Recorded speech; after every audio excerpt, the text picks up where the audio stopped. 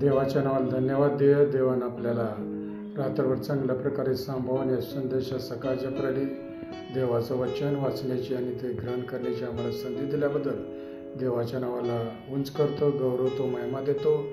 आणि आज यिर्मया याचा पहिला अध्याय आणि 5वं वचन आपल्याला या ठिकाणी यिर्मयाद्वारे देव सांगत आहे.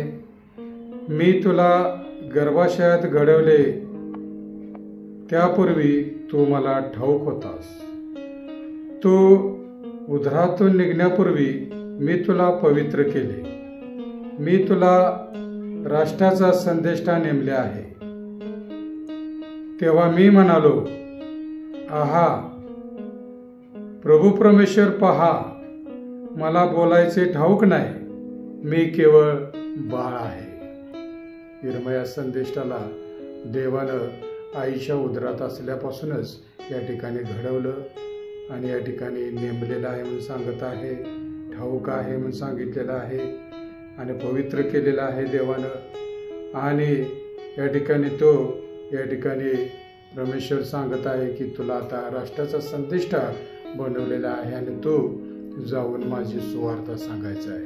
मग ते यिर्मया संदेष्टा म्हणत आहे, मी अजून बाळ आहे.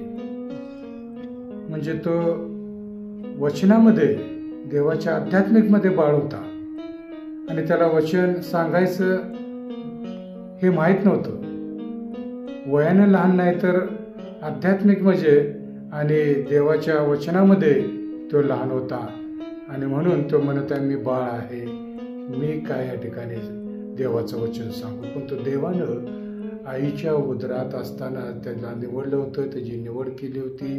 देवाला ठाऊक होता की हा संदिष्ट होणार आणि म्हणून त्याला उदरात असताना संदिष्ट म्हणून देवाने त्याला नेमलेला आहे आणि सांगत आहे, तुम्हाला सर्व काही या ठिकाणी ठाऊक आहे आणि या ठिकाणी तू देवाचं या ठिकाणी संदिष्ट म्हणून या ठिकाणी देवाचं गौरव करायचं आहे. हो प्रियानो, आम्ही किती या ठिकाणी मोठे असलो, शिकलेलो असलो, ज्ञानी असलो तरी देवाच्या वचनामध्ये आणि आध्यात्मिकमध्ये खरोखरच आपण बाळ असल्यासारखं वागलं नसलं पाहिजे. तर एक देवानं आम्हाला सुरुवातीपासून संदिष्टा म्हणून नेमलेला आहे. तर आपण चांगल्या प्रकारे देवाची या ठिकाणी सेवा करूया, देवाच्या राज्यात अधिक आत्म्या आणूया, देवाची ओळख इतरांना करून दाखवूया, सांगूया देव किती चांगला आहे. याचा अनुभव लोकांना या ठिकाणी पटावाची साक्ष घडण्यासाठी आपण देवाचं अधिकाधिक कार्य करण्यासाठी देवबाप आम्हाला आशीर्वादित करू. आमेन.